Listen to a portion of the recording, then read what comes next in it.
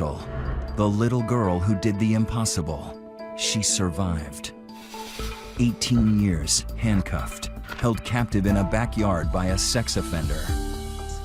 An all-new interview about how you turn your terror into triumph. This makes you want to dance, doesn't it? The 2 daughters she gave birth to, now grown, how she feels about finding love today. And the unlikely video she wants everyone to watch to understand how you can save a life. Tonight, lessons for everyone about finding joy every day. J.C. Dugard, Freedom, My Book of Firsts. Hello, I'm Diane Sawyer, and tonight you're about to spend time with someone astonishing. We wanted to bring you a new interview with the young woman you first met 5 years ago, a woman who stunned the nation with her story of survival. J.C. Lee Dugard was 11 years old when she was kidnapped by a sex offender. He kept her prisoner for 18 years. And we know of no child in America who has been taken and held captive by a stranger longer than she. So no one knows more about what that kind of captivity means and how you find your strength. Tonight, as she releases her new book, Freedom, My Book of Firsts, J.C. Dugard Today, a call to action and a lesson in meeting each new day with hope. On any given day in America, you could be walking by someone whose story could change your life. See your next move. A young woman who seems to be in an ordinary, happy day. You pass by, no idea what she's endured. Changing the story. No idea that she was once a little girl taken captive by a sex offender, held prisoner for 18 years, surviving his rages, his abuse, giving birth to 2 children in a hidden backyard. This was J.C. Lee Dugard when her childhood was stolen. This was J.C. Lee Dugard 5 years ago when she talked to me after her rescue. My world changed in an instant. And this is J.C. Lee Dugard today. Re-emerging out of her privacy with lessons she's learned in the past 5 years. Thank you. About transforming suffering into joy every single day. Oh, this is my favorite. An unexpected masterclass in resilience and renewal from someone who had to learn life's toughest lessons at age 11. Look at her, it's as if time stopped. Do you feel 35? 36. I'm 36. closer to 40. Oh, Say I look a little bit older, please. sorry. I feel old. I feel like I've lived a lot of lifetimes, you know, and I don't really, I don't know, I don't really put an age to myself. When you look in the mirror, do you? Yes. You do? No, I mean, like when you look in the mirror, do you? Yes. Even her face, in some ways, a constant reminder of the time stolen from her. All those years as a captive in a predator's backyard, a prisoner inside a shed. Your skin. No sun for 18 years. But you said your eyes are still very sensitive to light. Yeah, very, very sensitive to sunlight. A scar, invisible to the world. Scars she says she accepts in the life she now lives with her mother and her daughters, the one she gave birth to in captivity. She has written a second book about finding the path to your life, to freedom. I don't think there's anything inside me that isn't in anybody else. It's taken a lot of time, and it hasn't come overnight. You know, you have to put in the hard work and cry and for sure laugh about everything that you can. She says sometimes you can only find the light by looking straight through the dark memories. What it was like being in the backyard, it's always there in the back of my mind. Never really goes away. The backyard, that's always how you call it. The fences, the prison backyard. There is no way to tell you about the triumph of J.C. Dugard today without taking you back to those last moments when she was still a safe and happy little girl. An 11-year-old who loved her mom, her little sister, a cat named Monkey. A child who also loves words and books and her 5th grade class at school. On June 10th, 1991, as she always did, she walked up the little hill in front of her house in Lake Tahoe, California, to catch the school bus. She was dressed in her favorite outfit, pink tights and a white T-shirt with a pink kitty cat on front. She reaches the road. A gray car pulls up. A stranger rolls down the window. And his hand shoots out, and I just feel numb. He had shocked her with a stun gun. My whole body is tingly. I don't know what it's from. She falls to the ground unconscious. The man driving is Philip Garrido, a convicted sex offender sentenced to 50 years in prison, but released after just 11. In the car with him is wife Nancy. Prosecutors will say she helped scout the little girl as his prize. It is Nancy who has the 11-year-old child pinned to the backseat floor. I heard the driver say, "I can't believe we got away with it," and he started laughing. The Garridos drive their captive 150 miles to a blue house in a neighborhood near San Francisco. An ordinary-looking house, but concealed behind, there is a fence. And behind the fence, a deranged scene. A collection of rundown sheds and storage units hidden in the trees. Garrido strips off her clothes, her little pink tights, and puts a blanket over her head. He takes the naked child into this shed. Tiny, completely soundproof. He tells her he's going to put her in handcuffs. Said that they were the fuzzy kind, so they wouldn't hurt as bad. He locks her inside, and she has no idea that this prison backyard will be her life for 18 years. Strange what fades in memory, strange what remains. In her dreams, she used to see that little pink outfit. With the kitty cat. He just burned it. Yeah, I still think about that little outfit for some reason. Naked, handcuffed, weeping alone. The only thing she has left from her safe and happy life is a little ring shaped like a butterfly. She takes it off and manages to hide it from him for 18 years until she's free. Again, she's 11 years old and knows nothing about his plans. She thinks sex is Ken and Barbie dolls sleeping near each other. Then one day, he brings her a treat, a milkshake. She is still in handcuffs. My first taste of pure evil. You knew it was pure evil? Yeah. It is the first day he rapes her. I mean, maybe I didn't register that and go, "Oh my God, you're evil." But your body and there's something inside of you that knows this is not right. The pain, the abject fear. Afterwards, she remembers seeing a trail of ants make their way towards that untouched milkshake. At one point, he gives her a TV, tuned in to QVC. I would fall asleep to the sound of jewelry being sold, but at least it was talking. We'll say hello to Selena. Her only company is a spider on the wall. She names Bianca. It was not a day that I didn't cry. I felt like there would never, ever be a day that I wouldn't cry again. There's a towel over the window in the shed. After he leaves, she pulls it down with her teeth. Moonlight streams through. When we talked 5 years ago, here's what she told me about thinking of her mother and how it got her through the nights. We would always sit on the porch and we would debate whether the full moon or the crescent moon was the better moon. I always liked the full moon and she liked the crescent. And just always made me think of her. Do you remember the song you and your mom sang? Looking at the moon? You are the moon. How does it go? I forget. I love the moon and the moon Sees me. I see the moon and the moon sees me. God bless the moon and God bless me.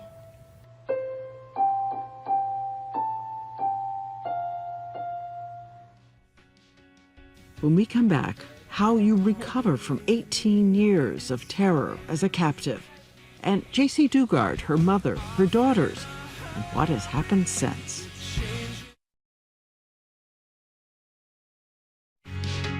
Once again, Diane Sawyer and Freedom, My Book of Firsts. We meet up with J.C. Dugard at a ranch near her house. For the past 5 years, she's been coming here. It's a kind of unexpected training ground for building independence. There's a riot of animals of all kinds. And then down here is the barn. There are even miniature horses. Good girl. Aurora is a speed freak. After all the obedience and forced submission for 18 years, she has had to learn the basics of becoming herself, how you make choices, and the ordinary interactions of buying something in a store. You want a receipt, darling? No, thank you. Thank you. You too. And what about going out in crowds? That's easier. I prefer not crowds. Still. Yeah. She says the hardest thing to conquer is the terror embedded inside you, for instance, of strangers and what strangers can do. When she was taken captive, she was just that 11-year-old child heading toward the school bus. For months, a little girl locked in a shed saw only one person every day, Philip Garrido, who warned her if she tried to escape, there were dogs outside the door. He threatened to sell her to other people, so she would promise to do more for him. And then, a month and a half after the first rape, he moved her to a new shed and put the stun gun out on the table where she could see it. He told her demon angels, voices in his head, had revealed that she was supposed to help him with his sexual problems. And that you were saving other little girls. Yeah. Yeah, how stupid is that? He cuts out pornography, dresses her up in makeup, mascara, tight dresses. Snatching a little girl and then making her dress up, you know, it's all about control for him, for these other freaks that do this. She has written how he smoked methamphetamine and began the 24-hour marathons of sexual abuse. I remember one night when he dressed me up. She remembers looking in the mirror. All I saw was a frightened girl who I didn't even recognize, with mascara running down her cheeks and the saddest face I had ever glimpsed staring back at me. She's afraid what he'll do if he sees her tears. I did not want to provoke the sleeping dragon.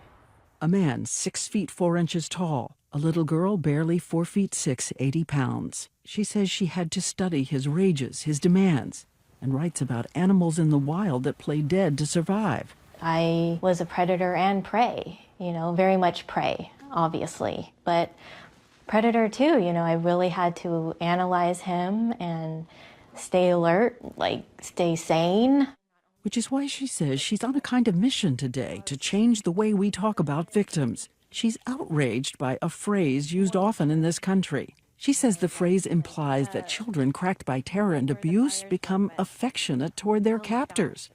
The term is Stockholm Syndrome. Is it Stockholm Syndrome? Stockholm Syndrome. Stockholm Syndrome, which means she developed a bond with her abductor. Bond gets deeper the longer the person's held in captivity. Stockholm Syndrome was first used in the 1970s in Sweden to describe a connection hostages formed with bank robbers there. Why do you hate the phrase Stockholm Syndrome so much?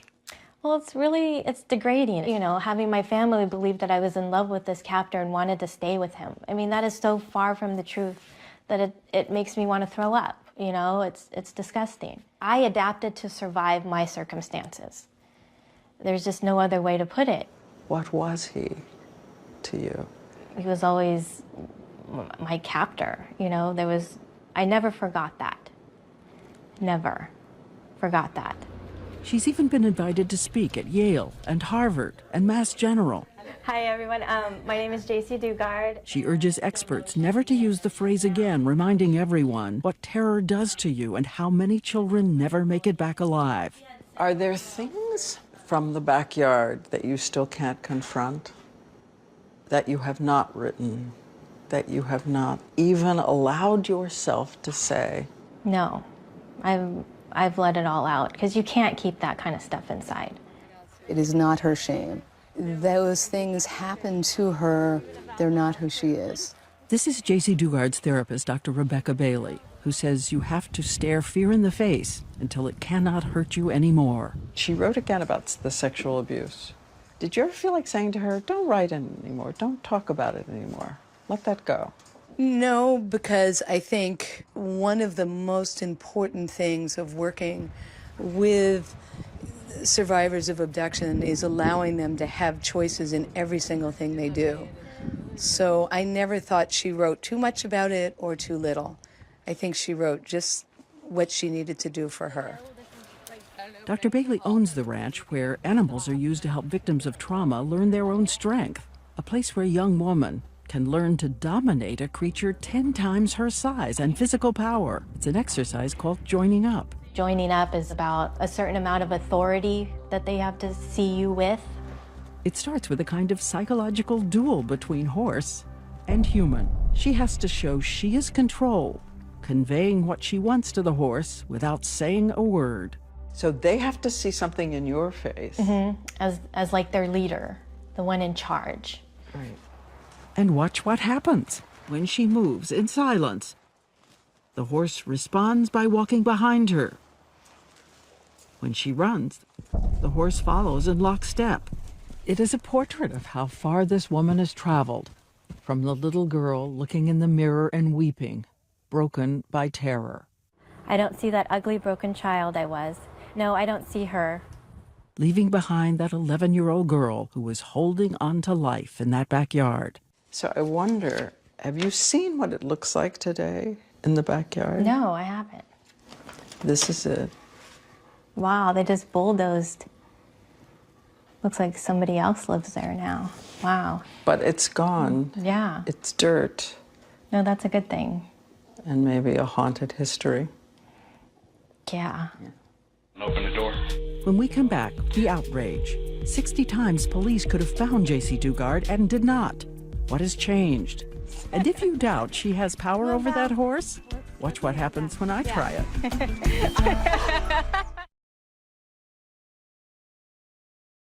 Studies show that every year there are about 100 children taken captive by strangers. Many of them are rescued.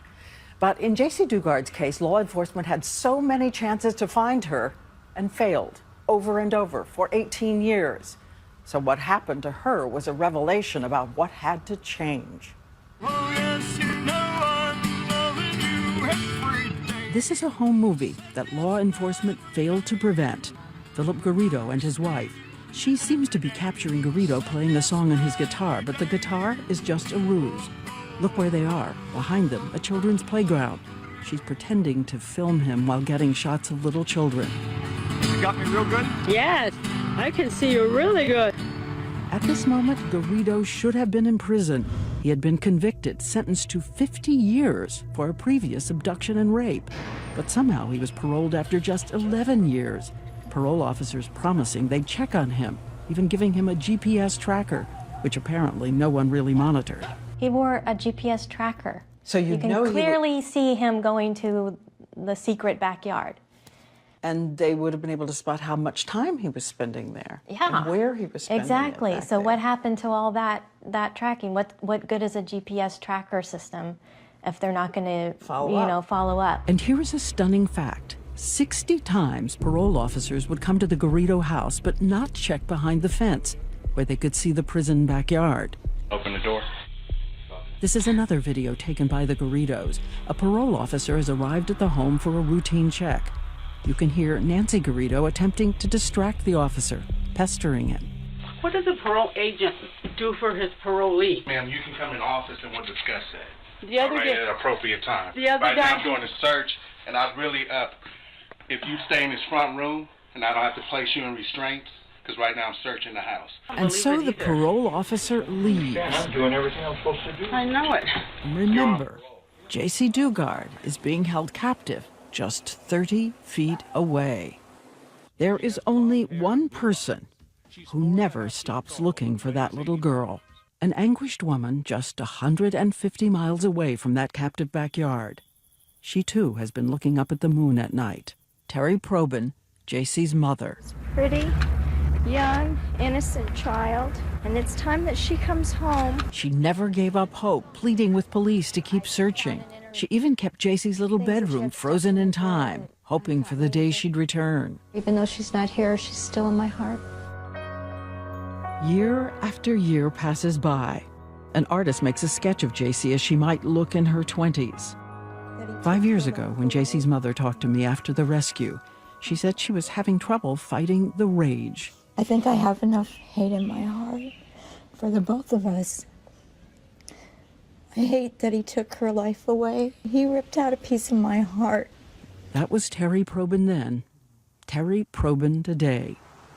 She says she is still fighting her anger at the Garridos and the carelessness of the police. It does eat at me still to this day. And I know I have to channel that anger into something good, because it will eat me alive if I let it.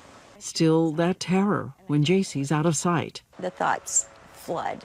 Is she going to come back? Am I ever going to see her again? And then I'll hear her, scuttling around in the kitchen, and I'll think, oh, it's okay. She's here, she's home. Are you surprised that in some ways it's harder on you 5 years later than it is on her?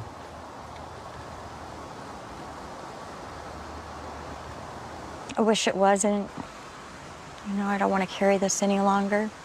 She says she is trying to move forward, learning from her daughter, who says that rage is also a kind of invisible prison. I didn't want to give one more minute to Philip and Nancy. I mean, they took 18 years of my life. The last time we saw Philip Garrido in court, at one point looking at his wife, his accomplice, mouthing, "I love you." Has he tried to contact you now? Philip? No, not that I know of. So he got 431 years. She got 36 years. Does that seem enough? I don't know. That's a hard question. I mean, I would like to see them in jail for the rest of their lives. I don't really believe in the death penalty. It's hard knowing that you're paying, being like a taxpayer now, knowing that you're paying for his meals 3 times a day, and that's a little hard to swallow. After her rescue, the state of California gave J.C. Dugard $20 million, and there was a scathing report by the Inspector General, concluding there was chilling incompetence by police. When we ask what has changed today, we received an email saying California now monitors sex offenders more closely. We have Amber Alert now. We have stronger laws. Robert Lowry, vice president of the National Center for Missing and Exploited Children, says more children are rescued today. He credits new technology. We have technology today that didn't exist when JC was taken. With the amount of cameras that we have today, we'd have gotten a good picture of his car, and we're going to have a good chance of getting his license plate. Is that car look familiar to you?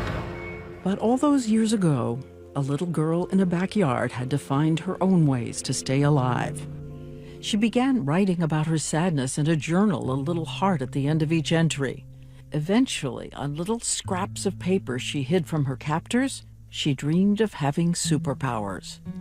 And then 1,029 days after she was taken prisoner, many of those days spent in handcuffs, J.C. Dugard started to feel strange. It turns out she is 4.5 months pregnant at the age of 13. She starts to go into labor. No one is around. She's alone, trapped in the shed. I can't fathom how I kept it together, or, I must have been checked out, on a different level, present but not present for, some of it, because it's terrifying on its own, but being alone, how did I even do that? When the Garridos finally return, they give her codeine. Philip Garrido says he knows how to deliver a baby because he's watched videos.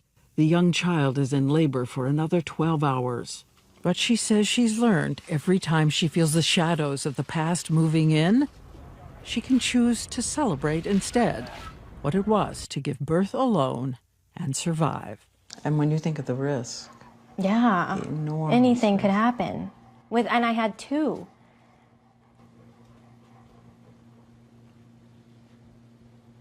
Yeah, I'm pretty amazing.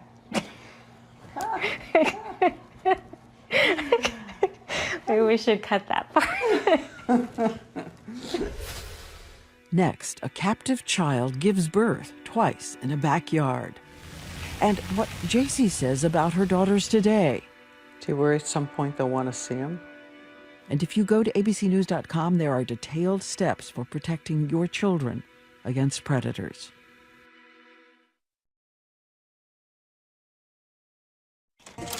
Do you trust me to drive? Kind of. Take a drive with J.C. Dugard. Happy. And somehow everything means more. Like a room without a roof. I like that part. Me too. Like, a room without a roof is awesome.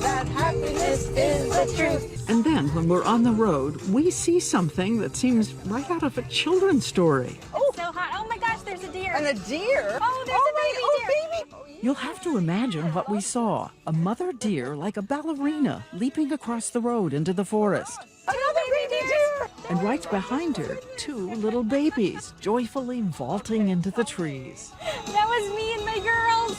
Her 2 girls born in that backyard, now all grown up and thriving. 5 years ago, she told me about being a child herself and seeing her first baby. She was beautiful.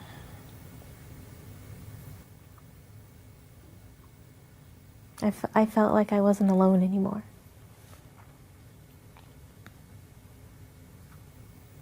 Had somebody that was mine.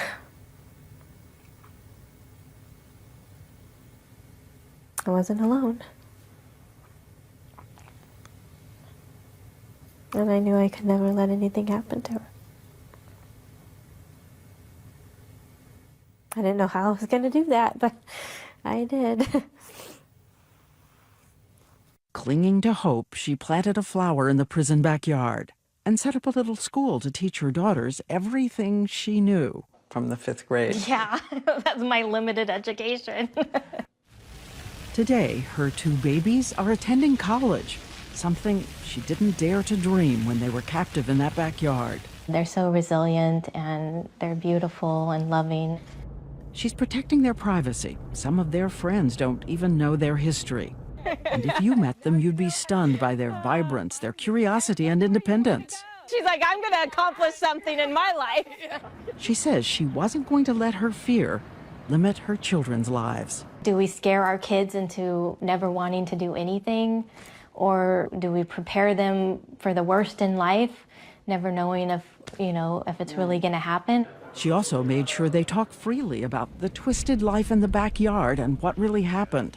They saw his craziness and ups and downs and knew how unpredictable he was. Do you still call him their dad, which you did 5 years ago? When I refer to him, no. I think I've been calling him Philip lately, actually. When we do talk about him. Do they ask you more questions about why you didn't take them and leave? No, actually, they don't. They know our circumstances. They know that's not even a question for them and never has been. And amazingly, the 3 of them have learned to find some laughter in that deranged, distorted time. To know it was okay to laugh about Philip and Nancy and their craziness, it helps. It helps tame it. Rebecca really taught me to laugh, that it's okay to laugh. When she says, I sit with my girls and we laugh at what we went through.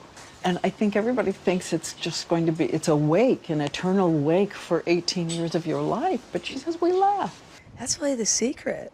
It doesn't mean you can't be sad and you can't cry and you can't have hurts, but you've also got to be able to let go. It's a lesson J.C. Dugard brings to the Jace Foundation, which she created to help other victims of trauma and their families recover. The foundation also uses animals to teach strength and confidence, like that exercise where the 1,200-pound horse obeys J.C.'s unspoken commands. And if you don't believe it's a true power, watch what happened when I tried it. I'm determined to move this horse. Okay, I'm going to think. Using my famous iron will. First, the horse is immovable. What's happening here? Let's stand back. Then the horse goes on strike.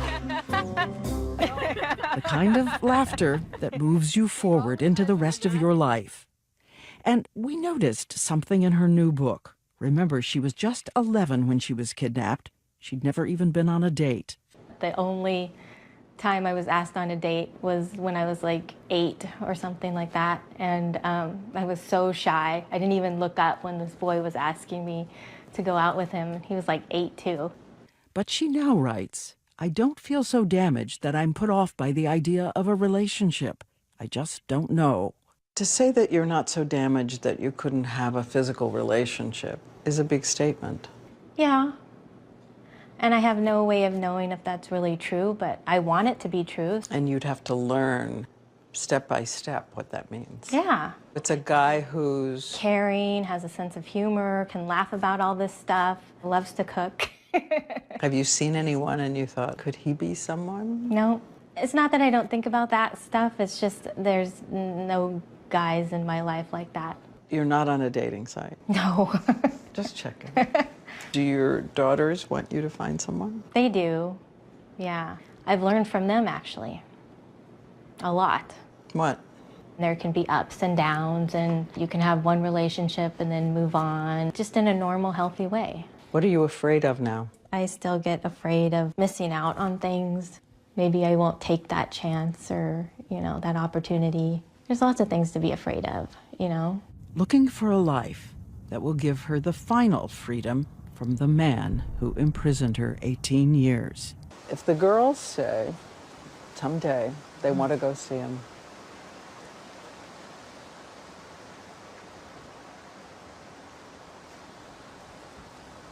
can't bear that. It's their decision. I would hope they would choose not to. Do you worry at some point they'll want to see him? I want them to make their own choices in life, and if that's something that they need to do, then, Really? you know, You'd be okay with that? I wouldn't be okay with it, but I wouldn't not let them do it.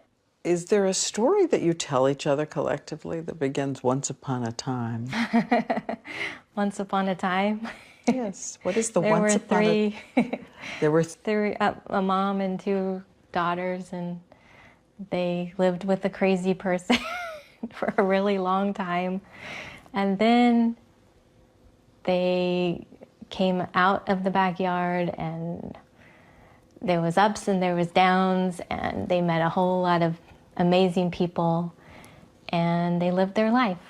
Their life. Yeah, they lived their life. More about the Jace Foundation on our website. And when we come back, a secret for surviving in captivity, buried inside this stunning videotape.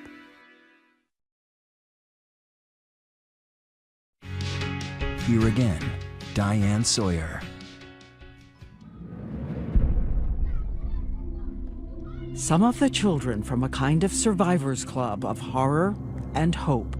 Some able to escape right away on their own, like 7-year-old Erica Pratt, abducted, her feet and hands bound with duct tape. But in the first 24 hours, she's able to chew through the tape, smash a window, and scream until a neighbor hears her. Stephen Stainer was held captive for 7 years when he finally decided to make a break for freedom. In the dead of night, reunited with his parents.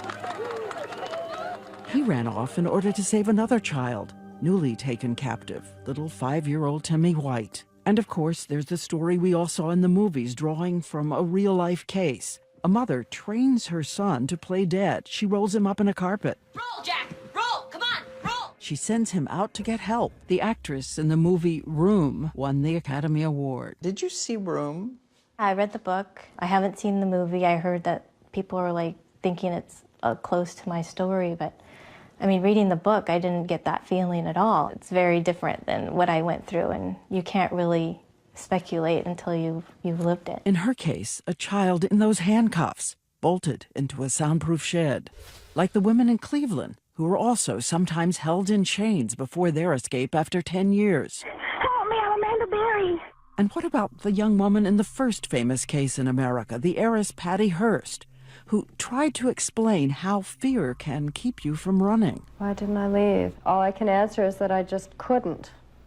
I just plain couldn't. In 1974, it looked as if Hearst was supporting her captors in a string of bank robberies, but she reminds everyone she had been raped and held in a closet. After everything they'd done to me, I felt so afraid, and my thinking was so twisted that I really believed that I could not go and turn myself in without being killed. And after years as a captive, J.C. Dugard was also allowed to move around the Garridos' home. There was no leaving. I was 11 when I was taken, and then all the rape and torture, and it really debilitates you, you know? It makes you immobile and you freeze. She says for a child, this is not ordinary fear. This is unfathomable terror. When she speaks to professional groups, she explains by using an unexpected lesson from animals in the wild. In this scene, you see a cheetah in pursuit of an impala. The cheetah overpowers the impala, and it looks like it's taking it down. Watch what happens when another animal moves in and startles the cheetah. That impala leaps up and runs, fully alive. That prey that you think is totally dead jumps up and runs away, you know, and that's kind of like what I did. You know, I had to play dead and play that I was, you know, like this docile person, and, you know, I jumped up and here I am. I'm alive. And tonight, J.C. Dugard wants to remind everyone, like Elizabeth Smart, who was walking outside with her captors, but was too terrified to call out for help. She'd been captive 9 months when strangers passing by recognized her captor and made a call. I turned around, went back to my husband. I said, "That's him. Let me have your cell phone." And what about this waitress working the overnight shift when she saw a man, a customer, with a young girl? She thought that girl looked like 8-year-old captive Shasta Groney. So she gained time with the man, the abductor, by slowly listing every single dessert on the menu for the child. No child in their right mind would ever turn down a dessert. While she was doing it, her boss was calling police. This is Linda, the manager at Denny's. Yeah, I've got a little girl here with a tall gentleman, and she looks so much like that Shasta. And J.C. Dugard also owes her freedom to strangers. In 2009, 2 UC Berkeley campus police noticed a kind of crackpot on campus spouting religious rants with 2 young children, his daughters, in tow. The security officers looked at the girls and sensed something was wrong. They got Garrido's name, discovered he was a sex offender. He was summoned to the parole officer, and with him, a woman who sat silently in terror. For hours they asked, but she was too frightened to speak her real name. Until finally, she wrote it down. Stunned police officers asked if she wanted to call her mother. They're like, "You can see your mom," and I'm like, I can see my mom? It was like a question to them, you know, I can? And when that phone rang, I was crying, you know, when you're crying and you can't speak. I just said, "Come quick." I remember saying, come quick. And I remember telling you, "I'm coming, baby, I'm coming." reminding us tonight there are thousands of missing children who could be waiting for a stranger to notice something and help set them free. If you see something strange or suspicious, you can always contact authorities, and also this number, 1-800-THE-LOST. Stay with us. Coming up next, something J.C. Dugard had always wanted to do finally happens. It's hard to believe it's been 5 years since we first talked to J.C. Dugard. I remind A 999 call is received in the morning, and a woman is making the call to say her neighbour believes his partner may have died. She says he thinks that the partner isn't breathing and may have suffocated. A few minutes later, paramedics arrive on the scene. When they get there, they identify the woman as Susan Nicholson. Rigor mortis has already set in, and her face has turned purple, so she's clearly been dead for a few hours. There were signs that people had been drinking, such as bottles around the living room. For the police officers attending this scene, they didn't treat the incident as particularly suspicious or consider it particularly out of the ordinary.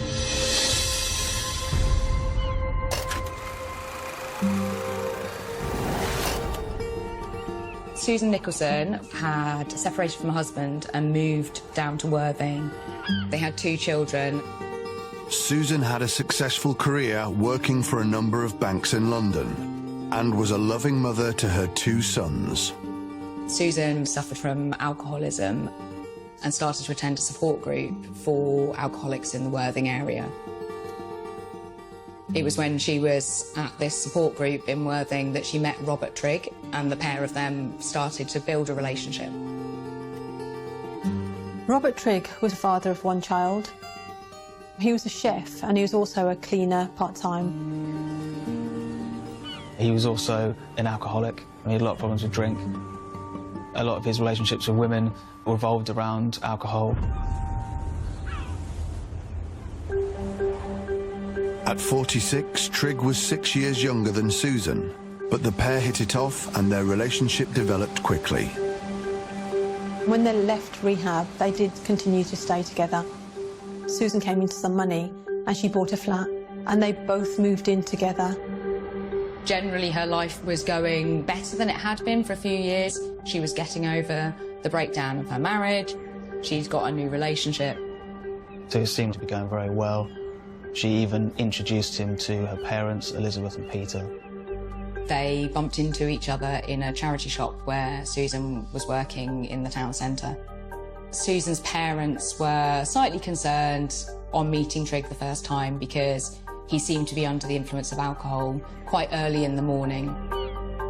Susan's parents knew she'd struggled with alcohol, and they could see that her new partner was suffering some of the same demons.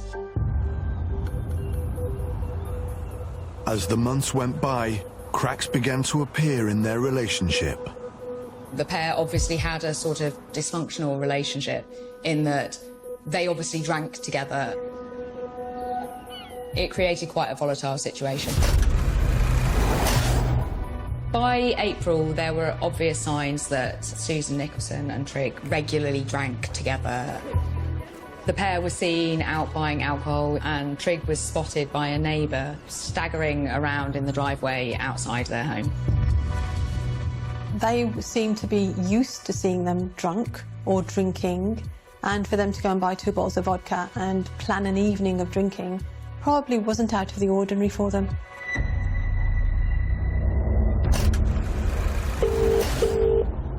Emergency services received a call from a woman saying her neighbour had found his partner unconscious on the sofa. Is she awake? No, she's not. He told me he's not. She's not, and she's not breathing? No, that's what he said. Okay, and did he find her like this? Yeah, he literally phoned me. I was still in bed asleep, and he phoned me just now saying, I think Sue's dead, so I came down, and he's just told me that she is. Yeah, all right. Okay, could you ask him just to tell you why he thinks it looks like she's dead? Rob, why do you think she's dead? I think it could be suffocation. He thinks it could be suffocation. Okay, and what? From what? From what? We both crashed out on the sofa last night. I woke up this morning. I head that way. She went down. Right. Okay. Did you? No, I didn't hear what. They both crashed out on their sofa last night. Rob woke up with his head at one end, but Sue's face was like in the middle of the sofa, you know, where the cushion's joined. In an initial call like that, the operator will be trying to get as much information as they can.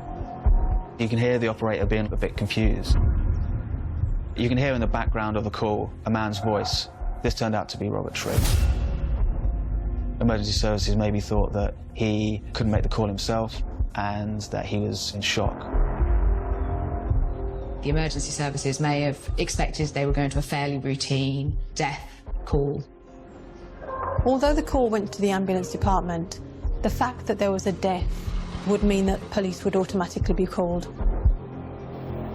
The woman's body was found on a smallish 2-seater sofa in the middle of the room.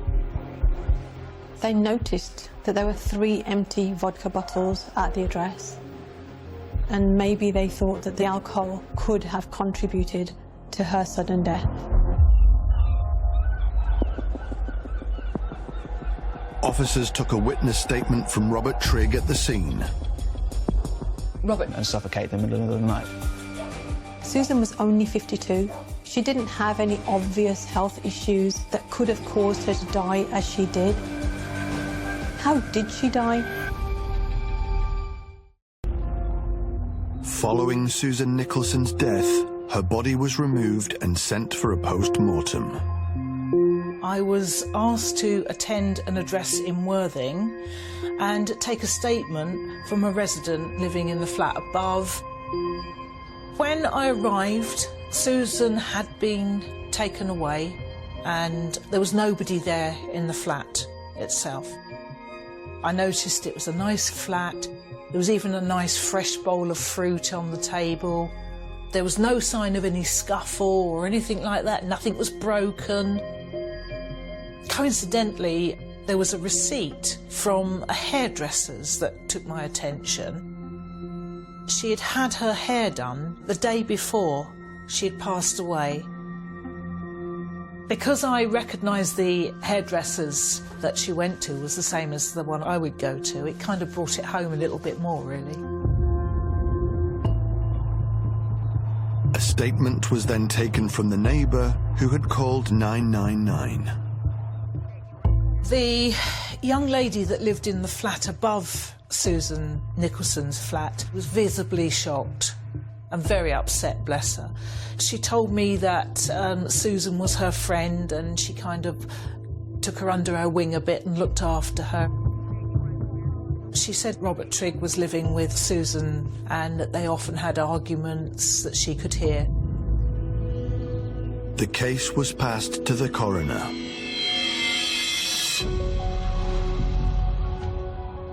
It's very difficult, in my opinion, for someone to be asphyxiated in the way that Robert Trigg is described, but there's not very much evidence to indicate another reason why Susan may have died at that time, and therefore he is given the cause of death as being due to accidental smothering.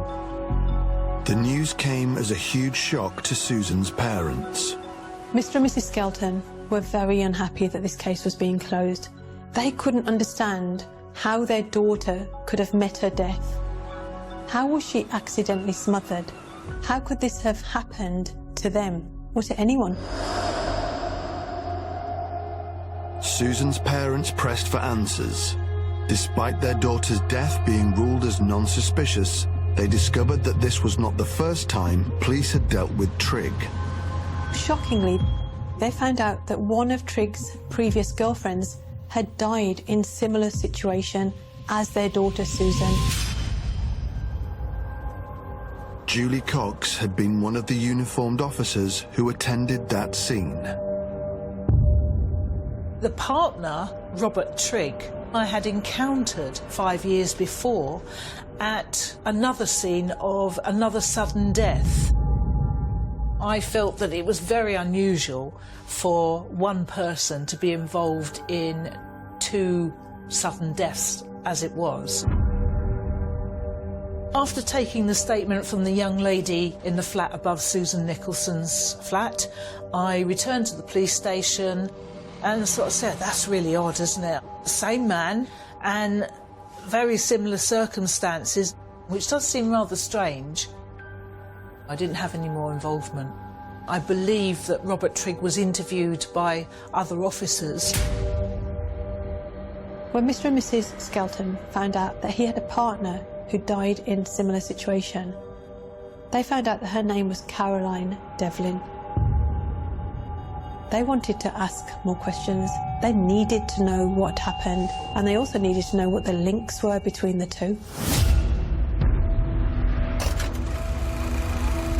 Caroline Devlin died in 2006, and her death was treated as non-suspicious. For 5 years, the case remained closed, until the death of Susan Nicholson drew new attention to the incident. Caroline Devlin was a single parent. Her marriage had broken up, she had 4 children, and she moved to the Worthing area to be closer to her brother. When they moved in, we knocked on the door and said, if there's anything you need, we're right next door. And she had a lovely family. She was a lovely lady. She was a very easy lady to get on with, very happy-go-lucky. Absolutely adored Caroline. In fact, the whole road was very protective towards Caroline. She was very friendly, but she had a kind of a vulnerability about her. Caroline met Robert Trigg in a local pub in Worthing, and the couple began dating. I knew that Caroline had a boyfriend, but we didn't learn anything much about him, which I suppose speaks volumes in itself. She did mention him, but only in passing. I'm nosy. So I did want to meet him, so it was nice that she brought him in to meet us. When we met Robert Trigg, I found him very much alpha male, but he seemed pleasant enough. She was well into him, obviously, and I was pleased for her that she got somebody. The The couple dated for nearly 3 years, but friends began to notice a change in Caroline's personality. Sort of mellowed down a little bit, wasn't quite so gregarious. We weren't as close as usual. I wouldn't say she was withdrawn, but I didn't see so much of her.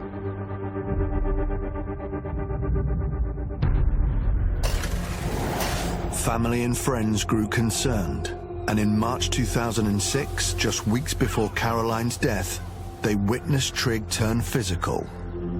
Trigg grabbed her arm aggressively. When her niece asked her about it later, Caroline said, "It wasn't the first, it won't be the last." And prophetically, she said, "I probably won't see my 40th. It just came out of the blue. I don't think I'm going to live my full life. I'm pretty sure that I'm going to die young. It came out of the blue and she never said it again. On the 25th of March, Caroline, Trigg and a group of friends go to a pub nearby. They're having a good time. Then Trigg and Caroline goes to a neighbour's house. They came in fairly late in the evening. And we knocked back quite a bit, I confess. They weren't over amorous or anything like that, but they just sat next to each other, enjoying themselves. Trigg wasn't overly talkative, whereas Caroline was fairly chatty. That's how we spent the night. They left at about 1 o'clock in the morning and went home to bed. I arose between 8 and 9 o'clock. Went downstairs, started making the coffee. I was halfway through it, and a knock on the front door. And I could see one of Caroline's kids standing there, so I answered it. And he said, "I can't wait, Mum. Can you have a look?" I went next door. Trigg was sitting on the settee, staring at the floor, not saying a word. So I went upstairs to the bedroom. She was laying there. I sent the kids out of the room, downstairs. There was no physical marks on her, but it did seem strange that she was in bed with no sign of any bedclothes.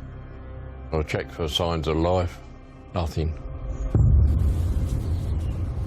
There was no signs of pulse or anything like that, so she was starting to discolour, which means she'd been dead a few hours.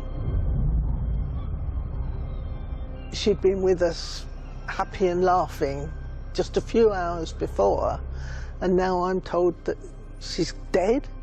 It just didn't seem real. It didn't seem possible. One of the most shocking things about Caroline's death was that her death occurred on Mothering Sunday. Her children found her on Mother's Day. They cooked her a Mother's Day breakfast. Of course, when they went up to take it to her, they found her dead in bed. Well, I did ask Trigg if he'd phoned the service. He didn't seem to answer.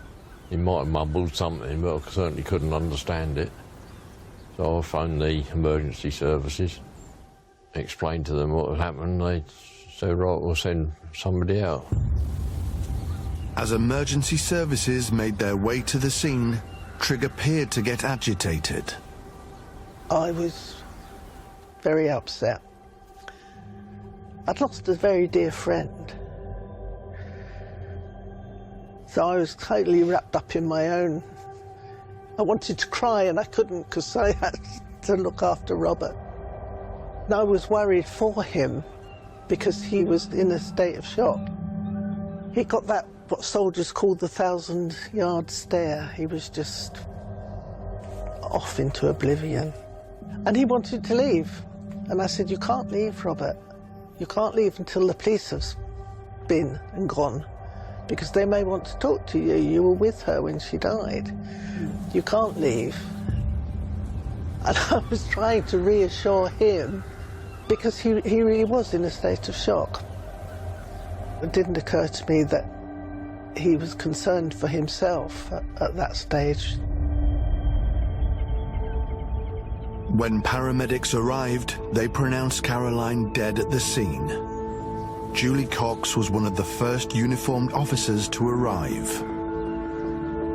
There was a man in the living room who identified as Robert Trigg. He was very cool and calm and collected. He was sitting down, smoking a cigarette, reading his newspaper, and that kind of surprised me, because if he was having a relationship with Caroline, then I would have expected him to at least be showing some sort of emotion, but he showed no emotion at all. That I thought a bit strange, but then I thought, well, people are different. I joined my colleague upstairs and found Caroline Devlin. I could see that she was naked on the bed. She had her feet where the pillow should be, and her head was at the feet of the bed, and she was laying on her front. Caroline appeared to have been dead for a number of hours. Julie Cox, then a police constable, questioned Trigg about his movements that morning. He got up, got dressed, and went to the newsagents and came back home again. He said that he'd got the eldest son to go upstairs and wake his mother up. But obviously Caroline was dead. I mean, I was a mum at the same time, and, you know, heaven knows what my two children would have done. Caroline's son went next door and asked the neighbours to call the police. I did think it strange that Robert hadn't called the police, but on the other hand, I think he was just quite simply in a state of shock, or I thought he was just quite simply in a state of shock. What would you do, you know? I don't know how I would have reacted if I'd woken up next to a dead person. Caroline's death was deemed non-suspicious but unexplained, and referred to the coroner to determine cause of death. The routine autopsy pathologist in this case had performed the post-mortem upon Caroline's body and found that there was bleeding within the head around the brainstem. And so they concluded that Caroline had an aneurysm which had ruptured and that had bled around her brain and caused her death. Caroline's death was ruled to have been due to natural causes, and the case was closed.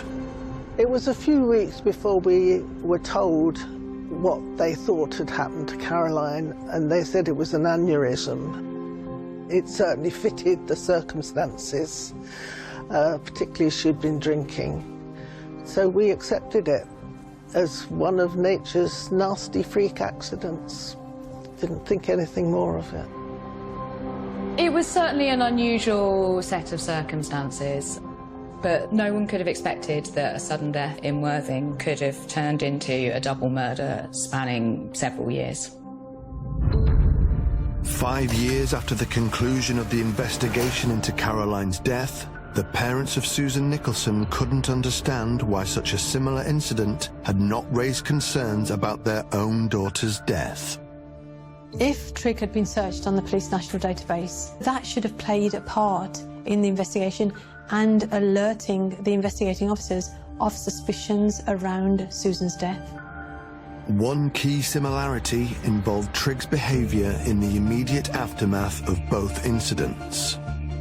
They've got two women who died whilst in his bed or on a sofa, and situations where, upon discovering their bodies, instead of, doing anything constructive, he goes to a shop. After Susan had died, he'd phoned his brother at 8:33 in the morning. At 8:47, he spoke to his neighbour, who actually did call the police because he said that Susan was dead. But he didn't actually call police himself or call an ambulance at all. And Susan's parents had more questions about Trigg's version of events. They have their suspicions, primarily about the size of the sofa. Two average-sized adults didn't seem to be able to comfortably sleep on this narrow sofa. Trigg is a heavy-set guy, weighs 15 stone. They didn't see how it was possible for two people to be asleep on this sofa at the same time. You know, we knew it wasn't an accidental death. So we couldn't give up because we knew that Trigg had murdered Susan. March 2012, less than a year after their daughter's death, Susan's parents discovered that Robert Trigg had sold his story to a magazine. The Skeltons must have been devastated to see this article in which the man that they suspected of being involved in their daughter's death is playing the victim, effectively. They have to read details where he's claiming that they helped each other with their alcohol problems. When I was with Susan, the world seemed a better place. I had no urge to drink. He says that Susan wanted to marry him. This didn't add up for them because they knew that their daughter told them that she never wanted to get remarried again, and they'd heard evidence in the inquest about both of their heavy drinking. We often slept cuddled up on the sofa. I had no idea it could be so dangerous. But they knew that a previous girlfriend had also died in similar circumstances. I keep asking the question, why? Why did the police do what they did? They gave Robert Trigg preferential treatment, and they treated Susan as if she was of no consequence. For 4 years after Susan's death, the Skeltons put pressure on authorities to reopen their daughter's case. They kept contacting Sussex Police, asking for an investigation. They also wrote numerous times to the IPCC, who are the Independent Police Complaints Commission, but with the same result every single time. We think the police and the authorities did let Susan down. Yeah, they failed us and failed Susan. Yeah. After multiple failed attempts to get Sussex Police to reinvestigate Susan's death, Peter and Elizabeth Skelton contacted a barrister to take a look at the case. They were convinced that their daughter had been murdered, and so they were very anxious to see whether there's any other route they could take in order to push forward a prosecution. They were then in their late 70s, but they both had very strong minds. They felt like they were crying in the wilderness because it was almost like that the world had gone mad because it seemed so obvious to them that he was the killer. I think what the Skeltons were trying to achieve is almost impossible. They are two normal people who have lost a child. For them to take on an institution to try and get justice for their daughter is no mean feat. And it takes a lot of courage, integrity, and fight. They told me about Susan, for a start, and I'd already seen pictures of her and read about her, and she was obviously a really lovely woman. Lovely family, close family, lovely people. And they were able to point out certain features of what had happened that day and preceding that, which seriously alarmed them. The thing I really remember at the forefront of my mind was the sofa. It was a very narrow sofa. The dynamics of what he said had happened made absolutely no sense, because in order to have caused her to suffocate, it would have required something which didn't make sense, because you would have fallen off the sofa. The fact was that Sussex Police had concluded that they were not simply going to reopen this investigation. And so the way to do this was to start a private prosecution. It was a great relief. It was like opening up a new gate or a new door or something, because, you know, we waited for so long and we did so much hard work and the police weren't listening to us, and at last somebody took us seriously. His original account to police, he had said that he was lying on the sofa with his back to the back of the sofa, and that she was next to him there. But then when he gave evidence at the coroner's hearing, he had to explain how it was that he got up at 2 o'clock in the morning, went to the toilet and came back again. And he said he got back into the same position. And of course, that would have meant waking her up. And he said that she had made no response. So he changed his account, and he said that he was now on the outside of the sofa, and so that was a completely different account. Matthew Farmer was also told about a series of domestic incidents in the months leading up to Susan's death. Where there is domestic violence, I think it is something that's absolutely fundamental to understanding who you're dealing with. and to making decisions such as whether to treat someone as a suspect. Across just 3 months, police were called twice when loud arguments were overheard coming from the flat. By their third visit, the situation had escalated. When the police officers attended, they actually saw Susan with 2 black eyes, a swollen nose, a cut to her arm, and bruising to her chest. Trigg had no option on this occasion, so he had to say, yes, I caused those injuries. Trigg received a caution for battery, and the attending officers were left concerned that Susan was in danger of further harm at his hands. The officers recorded it as a moderate risk. It was downgraded to standard back at the station, even though she had all of those visible injuries. It was less than a month later that they would reattend, and she would be dead. Despite growing evidence suggesting Trigg may have played some role in Susan's death, police refused to reopen the case. One key reason for this was Susan's autopsy. The pathology report says that she's died from accidental smothering. So their investigation's finished. The police have already made their minds up. That's a problem that had to be dealt with because he was the only expert witness in the case at this point.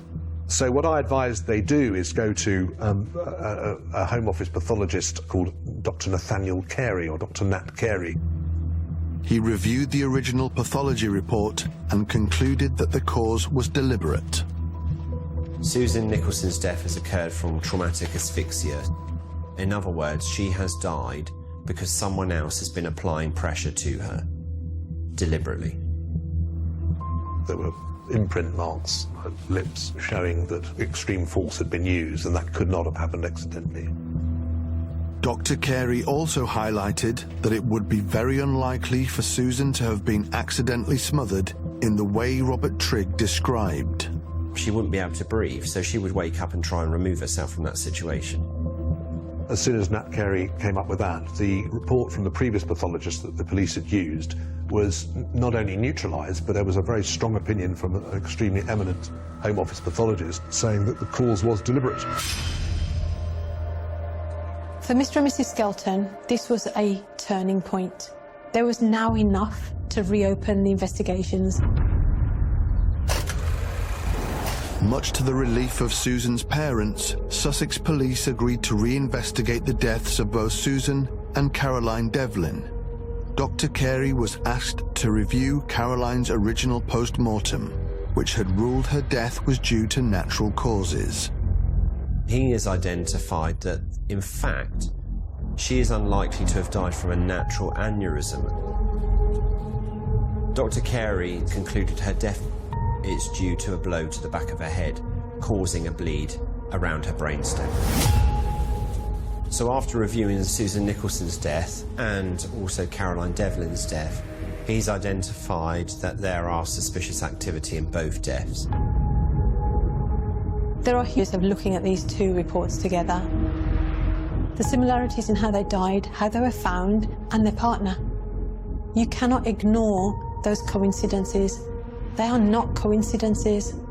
They are something that has happened because of that common denominator, Trigg. Robert Trigg was taken into custody and questioned under suspicion of murder. Julie Cox had already retired from the police when she heard the news. It certainly gave me flashbacks as to my involvement with both incidents. As a police officer, unless I can see there's a knife sticking out their back, I'm not qualified to decide whether somebody has died naturally or any other way. So it's down to the pathologist to follow that up. But it did seem unusual for somebody to be involved with 2 deaths in that time. So I was glad that at least it was being reinvestigated under those circumstances. Hopefully justice was going to be done. In light of Trigg's arrest, the 999 call reporting Susan Nicholson's death took on a more sinister edge. Now, they'll probably be looking at it with a different view because whereas before they might have viewed him as as a grieving partner, they might now look at him as a potential killer. Is she awake? No, she's not. He told me he's not. She's not, and she's not breathing? No, that's what he said. Okay, and did he find her like this? Yeah, he literally phoned me. I was still in bed asleep, and he phoned me just now saying, I think Sue's dead, so I came down, and he's just told me that she is. The call itself is shocking. For me, it just sounds like he's very manipulative. Trigg is using people around him as a smokescreen. He's got somebody else who's going to tell the same story, and it's almost corroboration. Okay, could you ask him just to tell you why he thinks it looks like she's dead? Rob, why do you think she's dead? I think it could be suffocation. He wasn't asked that. He was asked why do you think she's dead, and he sort of volunteered this narrative of suffocation sort of out of nowhere. He's implanting that idea into the heads of the first responders. He thinks it could be suffocation. Okay, and what? From what? From what? We both crashed out in the first last night. I woke up this morning, I heads up my shoot. He's talking about the position on the sofa and how they fell asleep and how he's ended up. It is almost like he's presenting his defence straight away. And this is almost like a playbook where it worked for him in the past, and so maybe he thought that it will work again. In December 2016, Trigg was charged with the murder of Susan Nicholson and the manslaughter of Caroline Devlin. Susan's parents were one step closer to justice for their daughter. I was delighted. Their hard work now over 5 years had paid off. They had plenty of opportunities to stop Robert Trigg because he had a history of violence going back years and years and years, you know. And so they could have stopped Robert Trigg well before he got to Susan. The charges against Trigg came more than 10 years after the death of Caroline Devlin. I'd got over the shock of her death, and now I was being told that there was a possibility that it wasn't a natural death after all. I thought back to the way he was reacting on the morning when he sat with me, and it had a totally different meaning. It fitted either scenario, whether he was shocked because she died unexpectedly, or whether he was shocked and wanted to get away because he'd actually been the cause and didn't want to get caught by the police. I was shocked that they hadn't looked into it. It took someone else dying in the same way to find out what had really happened to Caroline. The trial of Robert Trigg began in June 2017 at Lewes Crown Court. If found guilty of murder and manslaughter, he faced life in prison. It was important for prosecutors to link the deaths that were 5 years apart. On both occasions, he went shopping. Those are not the actions of somebody who is distraught, who's just been through a traumatic experience. That's somebody who is planned, controlled, unemotional.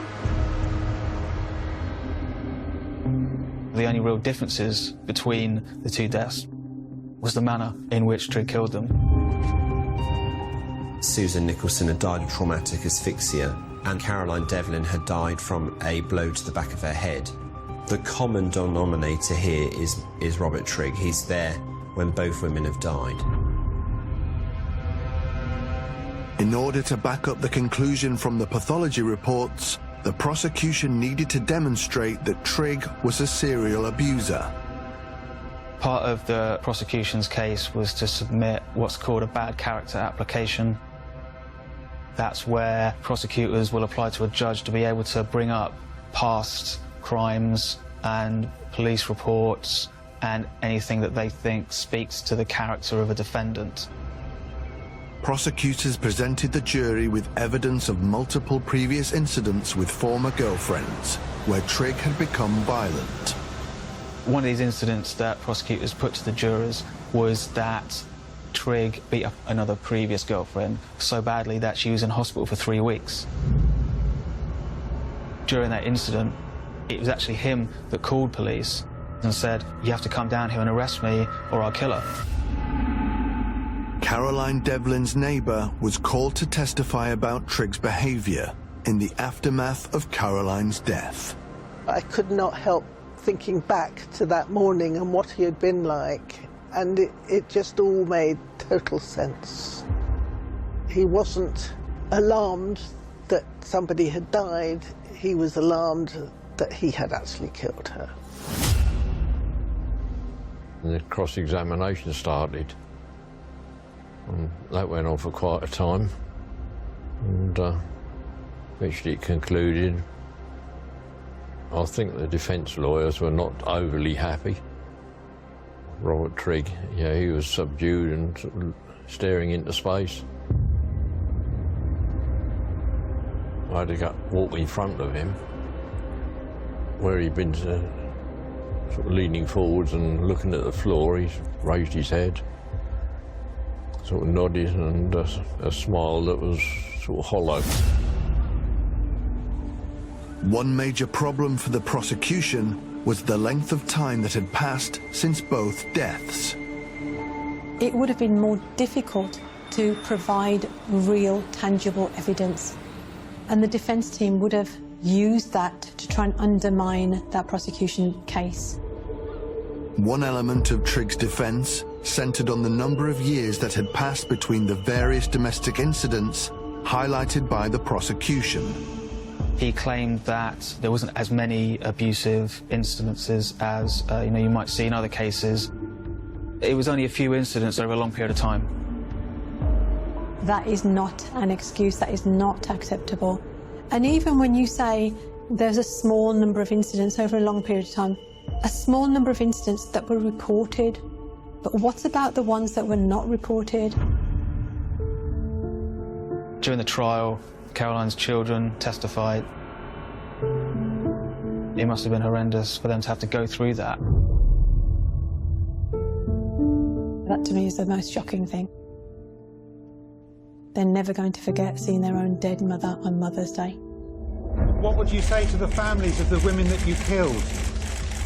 You sent children to find their mother's body. Isaiah 50, verse 11. They should be in here, not me.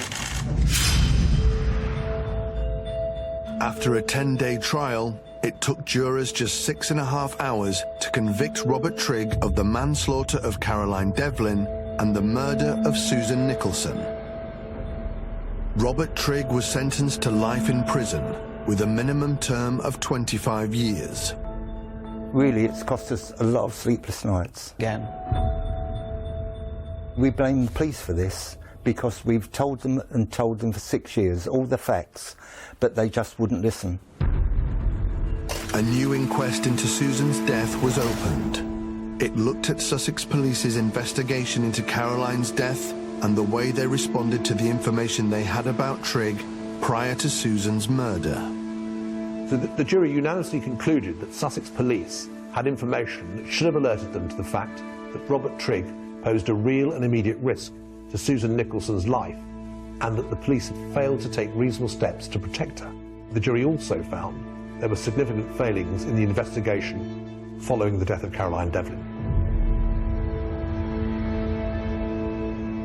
We hope the Sussex Police will reflect on all the jury's conclusions and ensure that victims of domestic violence and their families are better treated in future.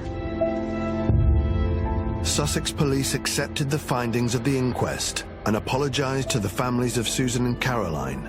They vowed to improve the way in which they respond to cases involving domestic abuse.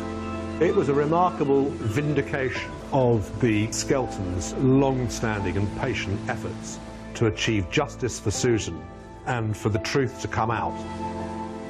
And of course, without Peter Elizabeth Skelton's determined campaign, the family of Caroline Devlin would never have discovered the truth about Caroline.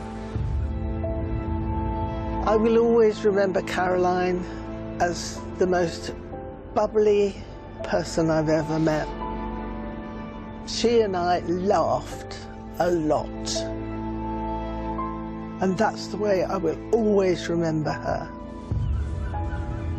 The job of the police is to keep our communities, our people Our family's safe. The police failed, but what the Skeltons did, they took a...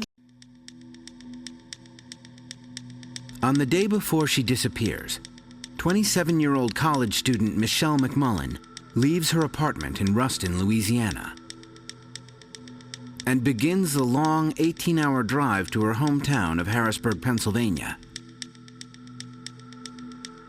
She's bringing her 6-year-old son, Jaden, back to live with her parents.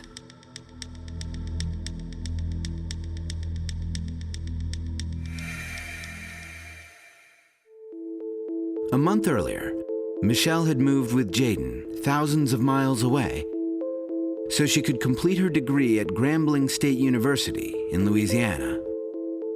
She was very serious. She was taking online courses. When it got close to the time for her to complete her studies, they told her she had to go to school there in order to finish. She has been a very dedicated mother. Jaden has been pretty much her life. She's spent most every waking moment caring for him. She focuses most of her activities around him. And as a determined student, Michelle is intent on forging a better future for her and her son. Michelle was a very attentive and a very focused to identify, how she needed to move forward in most things in her life. But when Michelle arrives at school, she is stunned to learn that the grant she had been expecting has not yet been approved. So she was very frustrated. I mean, she had planned on not having to need monies to pay for schooling for the fall. She had to sit down and figure out how she was going to pay for school, pay for her room and board, pay for books. Certainly the school said, well, you can come back in January, but she had moved everything, 1,000 miles. You just can't move back home and then move back again. Resolved not to let her financial situation become a barrier to an education, Michelle takes a job at a local McDonald's. But the pressures of being a single parent and a full-time student become too much for her. She had Jaden with her, her son. She was that attached to him and that close that she wanted him to be with her. Now, finding out that she had to also take on a full-time job as well as her school and trying to raise a son, it became very overwhelming. She just didn't know what to do. She was kind of, stuck between bringing her son back home or trying to keep him there with her. And our advice was to bring him home to family and friends here. Michelle agrees Jaden would be better off living with her parents in Harrisburg while she finishes school. I spoke with her and, about me flying down to pick up Jaden and bringing him back. Then she decided that that's what she would do. But that's not what happens. No one could have predicted what Michelle would do next.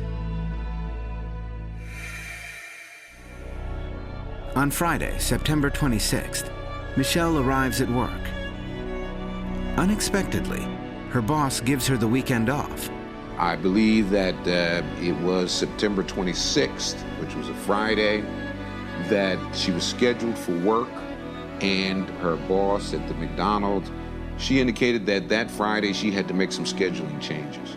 And she gave Michelle off unexpectedly that Friday evening until Tuesday. So Michelle now saw a window of opportunity that she could travel and bring Jaden back home during that time and didn't have class until Tuesday morning. Curiously, Michelle chooses not to tell her parents she's decided to make the 1,200-mile trip from Louisiana to Pennsylvania. Well, when I spoke with her before her disappearance, she didn't give me any inclination or anything that she was coming up that time. And I think she may have wanted to surprise us, and to show us that she can take that kind of drive. It's a decision that continues to haunt the McMullens.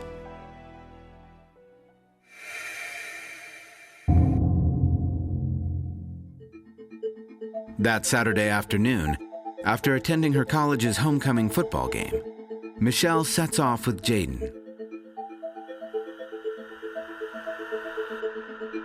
Our estimation is, based on the time, it's about an 18-hour drive, that she would have had to have left probably around 3 or 5 o'clock that afternoon. Michelle drives through the night, stopping only for gas. Michelle drove here in an amount of time that would certainly say that she didn't stop very much. I asked Jaden if they had stopped and slept, and Jaden said he slept and took naps, but he said every time he woke up, his mom was still driving.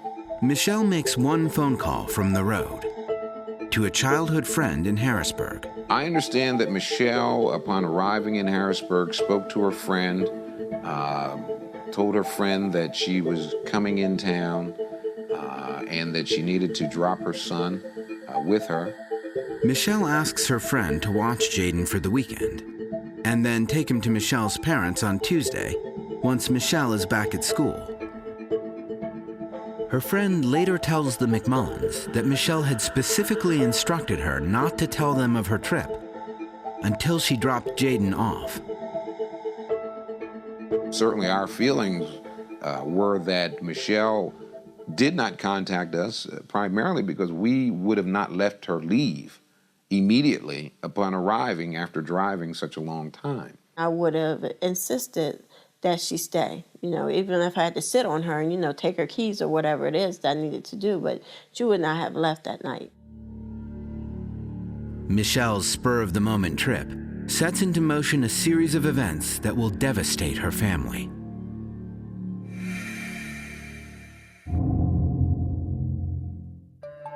Around 8:30 Sunday evening, Michelle arrives at her friend's place in Harrisburg with Jaden.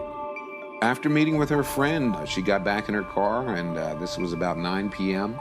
on Sunday evening. Before starting the 18-hour journey back to Louisiana, Michelle assures her friend that she won't continue without stopping to rest. Michelle's friend was concerned about her traveling after having been up for such a long period of time. Michelle had told her friend that she had some pillows and blankets in the car and that she would stop along the way back, but that she was certainly intent on trying to get back to school by Tuesday morning. But Michelle promises her that once on the road again, she will call to check in. And she does. The call lasts only a few minutes. It is the last time anyone speaks to Michelle McMullin before she disappears. As the search begins, her family worries. Could an alarming medical issue be responsible?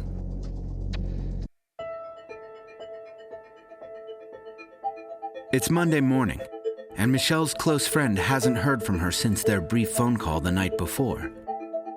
Michelle has left her 6-year-old with her and started the drive back to school in Louisiana. The friend tries Michelle's cell, but her repeated calls go unanswered. The friend, after making several attempts to reach Michelle, became very concerned that possibly something had derailed or there had been some issue. Weighing her promise not to call the McMullins until Tuesday against her concern for Michelle's safety, Michelle's friend finally picks up the phone. My wife got a phone call on that Monday morning that her friend or close friend thought immediately that something had happened. And I'm like, what? Because I'm livid. I'm like going, like my mind is racing. Like, what are you talking about? On the phone, the friend explains that Michelle had been in Harrisburg over the weekend and left Jaden in her care. And she tells them that she hasn't been able to reach Michelle all day. Michelle's parents begin calling everyone they know who Michelle could possibly be in touch with, hoping someone has had contact with her. We started making calls to her school, to her job, to places that we thought she might have made contact with in her trip back. Monday would have been, for the most part, a day of travel. So we just really didn't panic because I never imagined that something horrific may have happened. We just felt that Michelle was just en route, that she was making her way back. She didn't want to spend time talking. We were concerned, but yet not fearful. But on Tuesday morning, when they find out Michelle hasn't shown up for her classes, they know something is very wrong. It's almost unheard of for Michelle to miss school.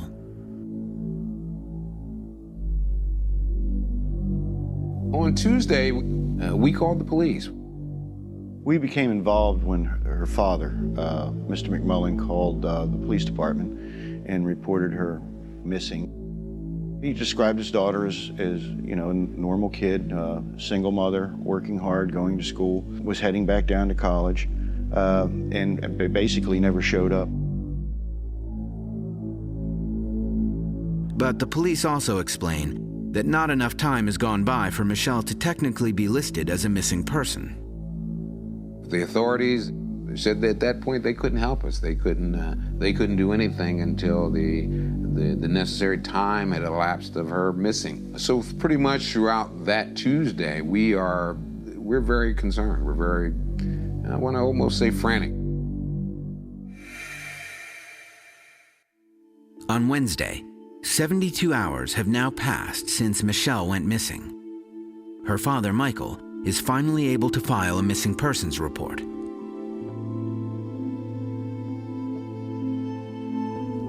Her name is also entered into the National Crime Information Center, or NCIC, database that law enforcement officers use to track missing people.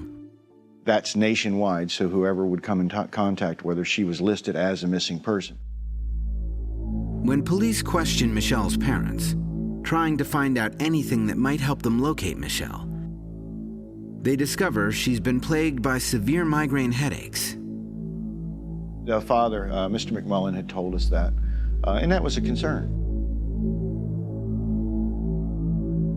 Police learned that a year earlier, one attack was so serious that Michelle collapsed unconscious.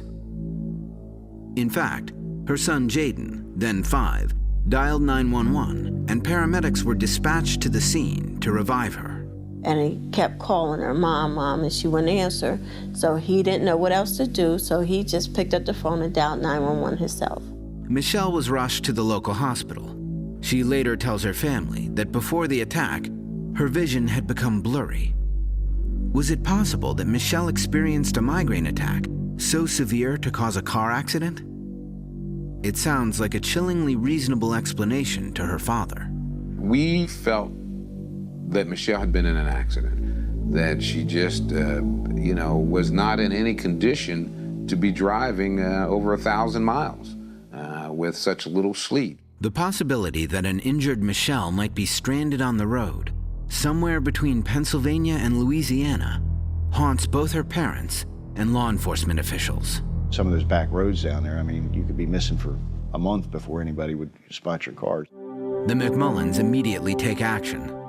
We mapped the route from here back down to Louisiana and the towns that were in between here, and to identify the hospitals. From the religious bookstore and copy center they run, Michelle's parents call and send Michelle's photo to hospitals along Michelle's planned route to Louisiana, hoping that someone might recognize Michelle if she is lying in a hospital somewhere, unidentified. So if she would have been in an accident, then we would have known about that, but we came up with nothing. Next, police receive a new clue that will intensify the search for Michelle and deeply trouble her family. Michelle McMullen goes missing while driving from Pennsylvania back to her college in Louisiana. Her father files a missing persons report with the local police.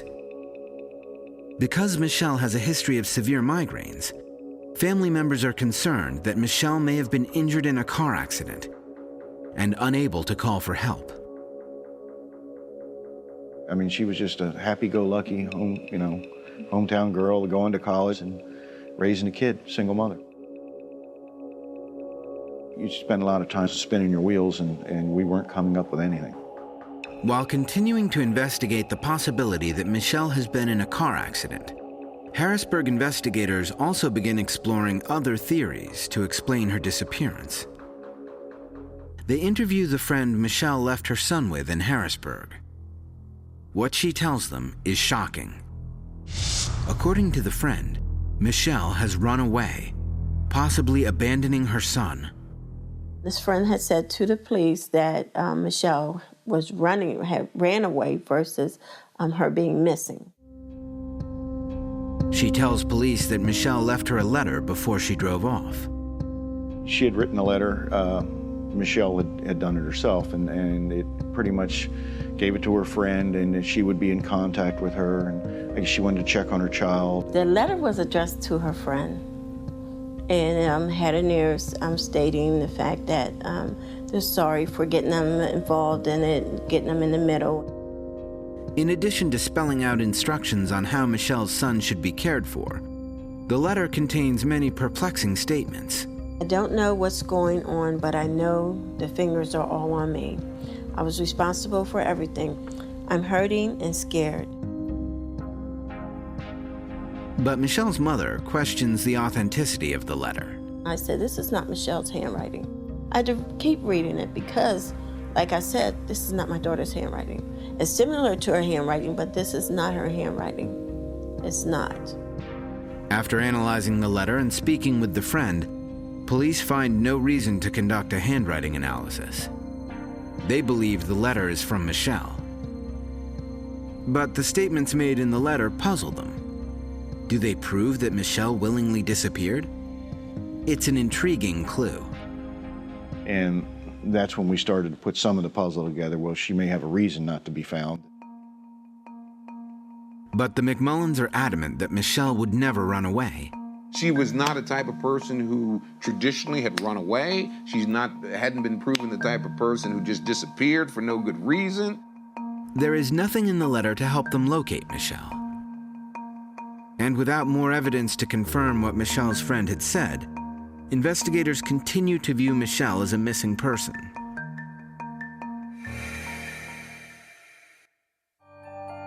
A week later, as police explore different theories about the case, a call comes in. Michelle's 2002 Honda Accord has been discovered abandoned just over the Pennsylvania border in neighboring Maryland, near a truck assembly plant. We became aware Miss McMullin's car was here outside Mack Truck when Mack Truck Security called Washoe County Dispatch to advise that a vehicle had been abandoned on the access road here. We sent deputies out to check the car, and our dispatchers checked that license plate number through Pennsylvania Department of Transportation, and we received information that the car belonged to Miss McMullin. Sergeant Christopher Howard, with the Washington County, Maryland Sheriff's Office, was one of the first officers to arrive at the scene. When Mack Truck called us to report that the vehicle had been sitting here somewhere between 7 and 10 days, they weren't exactly sure. With Michelle now missing for 10 days, this information fits perfectly with the timeline of her last known whereabouts. Investigators are frustrated that it took so long for employees at the truck plant to report Michelle's abandoned car. I would guess that they had figured it was probably just an employee's car that had broken down as they were leaving work, and they expected the employee to recover the car. When their car sat here for so long, they finally decided to call us. The news of the car's discovery rattles the McMullins, and in their minds, points to only one possibility. I'll be very honest with you, I really, my heart sank, because I felt at that point that she was taken from her vehicle forcibly, not at her own free will, because there was just no way in my mind that Michelle would go somewhere on her own and not contact someone. With 10 days lost, police scramble to make up the time. I mean, it's just lost time. So if she was in the area, obviously, if we had known it was there an hour after she left, it would have been a much easier chance of catching up with her. A local TV station picks up the story. The discovery of Michelle's car on the interstate did eliminate a few possibilities. One, that she wasn't in a car accident because her car was fine.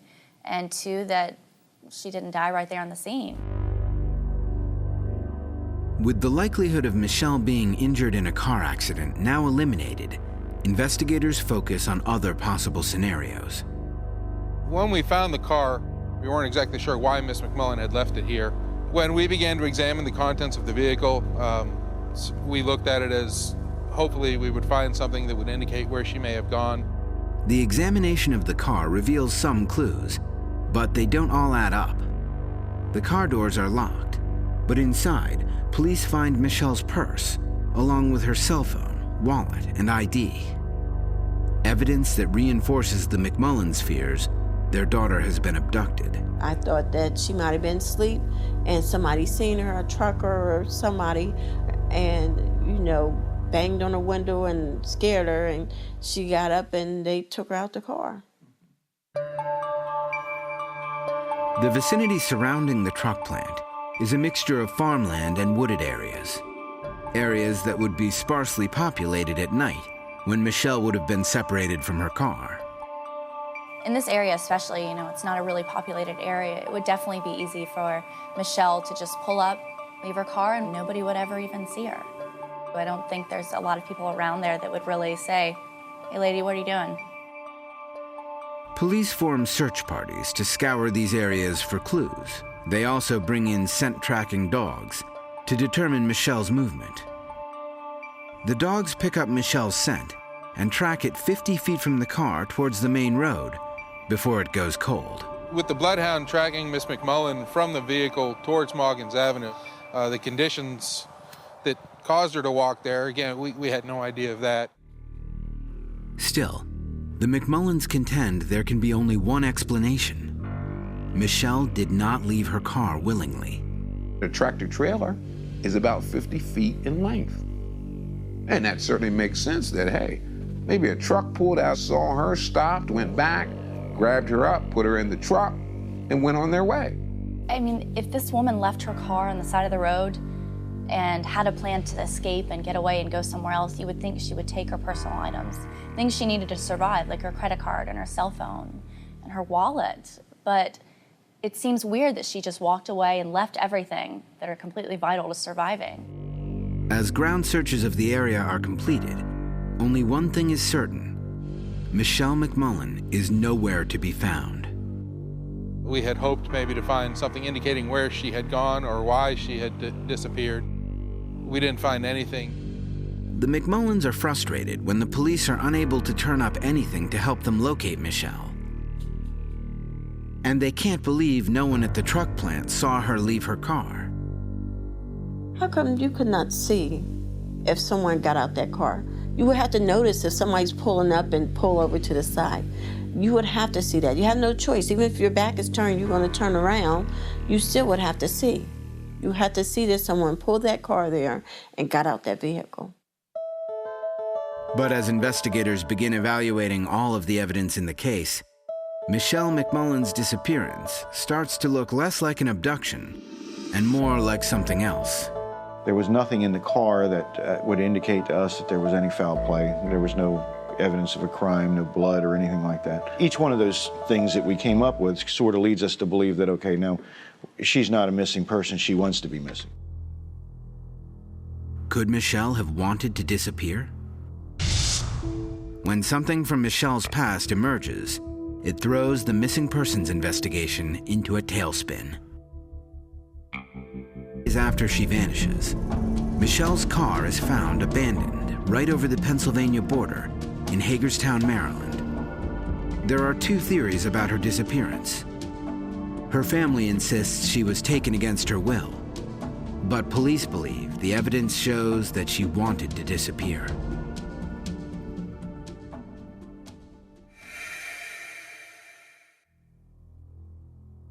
Suddenly, there's shocking news. A warrant for the arrest of Michelle McMullen issued in Pennsylvania by a neighboring police department. The charges? Felony theft by forgery, unlawful taking, and deception of an amount over $2,000 from the church where Michelle used to work before moving to Louisiana. Detective Michael Thornton is the lead investigator with the Susquehanna Township Police. Michelle was employed there as an administrator at the church. She was in charge of doing certain financial functions for the church. Church officials tell Detective Thornton Michelle had been employed at the church since November of 2007. But she was fired in July of 2008 for poor performance, a little less than a month before she moved to Louisiana. And it was at that time they discovered money was missing. We did an audit of the funds and discovered numerous discrepancies. Our investigation found that there's over $19,000 worth of missing funds. The McMullen family is completely dismayed. Michelle's father had been unaware Michelle had actually been fired from her job. As I understand, Michelle left her employment in the end of July and had given notice with the understanding that she was going to school to Louisiana, and left with that purpose. Michael McMullen had spoken with Detective Thornton on the phone a month earlier about the theft investigation. But he believed Michelle was not being accused of any wrongdoing. I received a phone call from the Susquehanna Police Department, Detective Thornton, who asked me, did I know how to get a hold of Michelle? And he was very forward in that he said there had been an investigation with things at her former employment. He indicated at that time Michelle was not a suspect. He said they were not looking to arrest Michelle or any of those things. Michelle even tried contacting Detective Thornton when she learned of the investigation. And Michelle made an attempt to call him. And as I understand from the detective, he did miss the call. Michelle called me. She left me a voice message stating that I could contact her, but only through an email address. She did not give me a phone number. I understood later from the detective she had indeed tried to email him as well. And then they just missed each other. News of the arrest warrant causes Harrisburg police to re-examine Michelle's disappearance. We discovered that Susquehanna Township had filed criminal warrants for embezzlement and stealing from the church, and so that you start to look at the other aspect of that, and that kind of fit in when the friend was talking about she may be just on the run. Even given the letter, it is a theory that Michelle's father, Michael, cannot accept. He fears that police have already drawn their own conclusions about Michelle without having all the facts.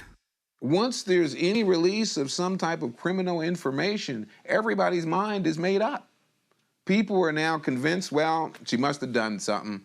That's what's wrong. She could be out there laying in a ditch dead, somebody, harmed, injured, raped her, killed her. Police comb through Michelle's life, looking for places where she might be hiding. Michelle's cell phone records and email accounts are carefully scrutinized. I did obtain search warrants for Michelle's email accounts, her MySpace and Facebook accounts. I was trying to locate individuals who she may have had contact with after she disappeared, and to find something to help us to find her. But again, nothing surfaces to help investigators. Her name is once again placed in the NCIC database. This time as a wanted individual. We entered her as a wanted person. That was done for several reasons. If she is found, that the agency needs to know that there are charges pending in another jurisdiction. There's some meaning as to why she may be missing, and to make sure she's returned safely. Still, Michael McMullen firmly believes that the charges against Michelle have nothing to do with her disappearance. There was more information and more reason to believe that Michelle had been abducted than to believe that she walked away because of this criminal investigation. Detective Thornton acknowledges that at this point in the investigation, both theories about Michelle's disappearance still seem possible. There was the possibility that she was in harm's way, and there was also the possibility that she was running from the charges. We had no idea. That's why we had to investigate, look in the situation, and determine exactly what happened. But we had no idea exactly why she was missing. The Harrisburg Bureau of Police continues investigating Michelle as a missing person. Meanwhile, the Susquehanna Township Police carry out their own fugitive search. Susquehanna Township was handling the criminal aspect. We were handling the missing person aspect. We have to continue to do that until we locate that person. Bottom line is we still had a missing person that we didn't know where she was. Detective Thornton carefully re-interviews Michelle's closest friends and family, altering the questions to reflect Michelle's new status as a wanted individual. We interviewed Michelle's family and friends. We asked them all sorts of questions as to if they knew where, of course, if they knew where she was, why she disappeared. We have no reason to believe that Michelle's parents knew where she was or know where she's at right now.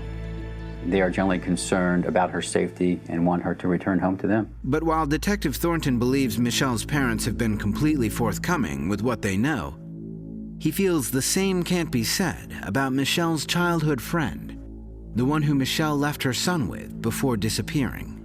Certainly Michelle's closest friend seemed to have a very intricate involvement. There seemed to be a lot of things and situations that involved or surrounded her close friend. Detective Thornton asks the woman to submit to a polygraph test. We gave one of Michelle's friends a polygraph test. We wanted to make sure that we were receiving accurate information. Her answers are analyzed by the Susquehanna Township Police polygraph expert. The results of the test were that that person was deceptive. Detective Thornton believes the results suggest Michelle's friend isn't telling all she knows. There's still a lot of unanswered questions. The results of the polygraph test were another piece of the puzzle and gave us direction to look into. But none of this eases the McMullins' pain of not knowing where their daughter is. I've had a lot of people have said to me, well, you know, you seem to be so calm and so collected through all this. I'd be out of my mind. But I knew my daughter was out there and that somehow I had to find her. And being erratic, being emotional, being, disoriented, just, isn't going to cut it. I mean, you got to be focused. Then, a possible sighting confirms police suspicions, but causes Michelle's parents even greater anxiety. The disappearance of Michelle McMullen continues to be investigated by two different police forces. The Harrisburg Bureau of Police is still treating her as a missing person, while the neighboring Susquehanna Township Police pursue her as a wanted fugitive. And with little information to go on, her parents remain at a loss to explain their only daughter's disappearance. On Monday, December 15th, nearly 3 months after Michelle disappeared, an acquaintance walks into a hotel in Martinsburg, West Virginia. He's startled when he recognizes the woman working behind the counter. She appears to be Michelle McMullen. It's the break that police have been waiting for. We alerted the Harrisburg Police Department, and we in turn notified the Sheriff's Department and the police department down in West Virginia where she was. Investigators pounce on this startling tip. Just 30 miles from where her car was discovered, and a little less than 100 miles from her hometown. Could Michelle McMullen really be so close by? One of our detectives got the information and immediately sent the local law enforcement agency there. But when the officers arrive, they are surprised to find the person believed to be Michelle McMullen has already fled. When police first were alerted of the sighting of Michelle in Martinsburg, they got there, they missed her for like 10 minutes. Well, that news was very frustrating. We were very close to her. We almost found her. And I don't know how she was notified that we were coming. I don't know how that happened, or whether she just said, oh, my friend saw me, the gig's up, and she just, left the area, but it was done rather quickly. Michelle's parents are stunned when told of the sighting. Immediately, we wanted to believe that it was Michelle. I said, where? I mean, how? I mean, I was just full of questions. Investigators question the hotel staff, and a local news station devotes significant time to the story. They saw Michelle working here at the Knight's Inn. customer come to check out, and a friend that was with the customer recognized her. From what? From Pennsylvania. He was a family friend and recognized her. And as soon as he recognized her, she tried to jump behind the wall so he wouldn't see her. She must have seen him coming. And then he saw her, and then she took off running. The individuals at the hotel were able to identify her in the photos that we had and provided. There's no doubt that's her, and she's now on the run. Investigators determine with near certainty that the woman is Michelle. But the McMullins are not as willing to believe this woman is, in fact, their daughter. So now in my mind, I'm saying, is this really Michelle? So I'm saying, well, I know when the police get there, they're going to do some fingerprints, DNA, something to conclusively, determine this was her. We had a positive ID, so at this point, there was no need to do any forensic stuff or DNA. We knew it was her. She'd been positively ID'd by 2 sources, plus the information we had found in the room that clearly indicated that it was her. I don't believe that that individual is my daughter simply because we have not got a 100% ID from the authorities. Police learned that this woman, who identified herself as Monique Watson, had lived and worked at the hotel for the last 2 months. That coincided with the same period of time Michelle has been missing. They examined Michelle's hotel room and uncover some very revealing evidence. She was living in the room at the hotel. We found stuff in the room that indicated that she was going by the name Monique Watson. We also found evidence that she was trying to obtain false ID, false driver's license, birth certificates, social security cards with that name. Hotel employees told me that they knew her as Monique Watson. When I kept saying Michelle McMullin, they had no clue who I was talking about. So I had to keep referring to her as Monique because that's how they knew her. That's how they knew her as a friend, as a hotel employee, as a neighbor. Reporter Nikki Burdine, arriving shortly after the police, interviews staff about how Michelle came to be employed. By 10 minutes, hotel employees told me that Michelle had arrived kind of out of the blue, told them that she was running from an abusive boyfriend. And the hotel employees told me, they said, once somebody tells us something like that, we don't really pry. Another interesting fact is Michelle did not provide an identification when she got this job. The hotel employees told me that Michelle told her boss that she lost it in Katrina. And again, she hit the hot button. You don't ask someone about that. It's a touchy issue and you just let her be. Investigators piece together all this information and form a narrative of Michelle's movements following her disappearance. She originally found the job at a hotel not too far from where her car was discovered in Maryland, but she only worked part-time. She was looking for full-time employment. The hotel owner knew of another hotel in the West Virginia area that was looking for full-time help. She traveled down there. She did get hired, and she ended up working there full-time and living there. We're still looking into see who might have helped her move from Maryland to West Virginia, who her friends were, who she had contact with. Once again, Michelle McMullin has vanished, leaving only a few scattered clues and a trail of unanswered questions. I never in a million years would have expected this case to take the turns and twists that it did, where she's a missing person, her car gets discovered, she's using false names, she runs out of the hotel, we're still trying to find her. It just, never would imagine this in a million years for this case. Michelle's family prays for her safety, wherever she is. Her father's biggest worry? That something's going to happen to her while she's in transit.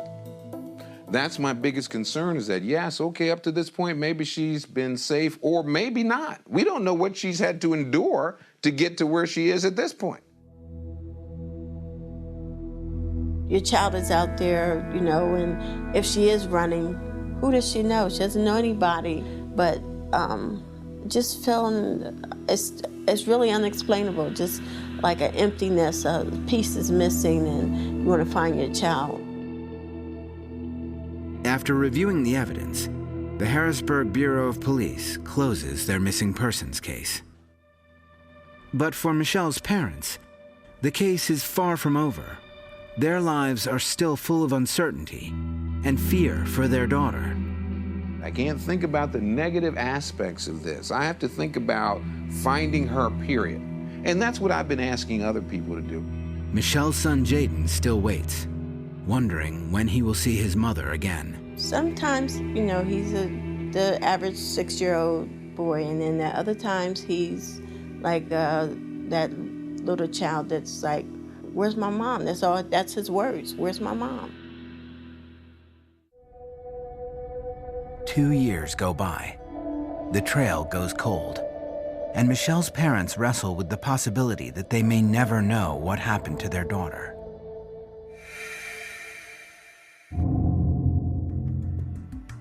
Then, on January 21st, 2011, police in Oakland, California get a startling call, which breaks the case wide open.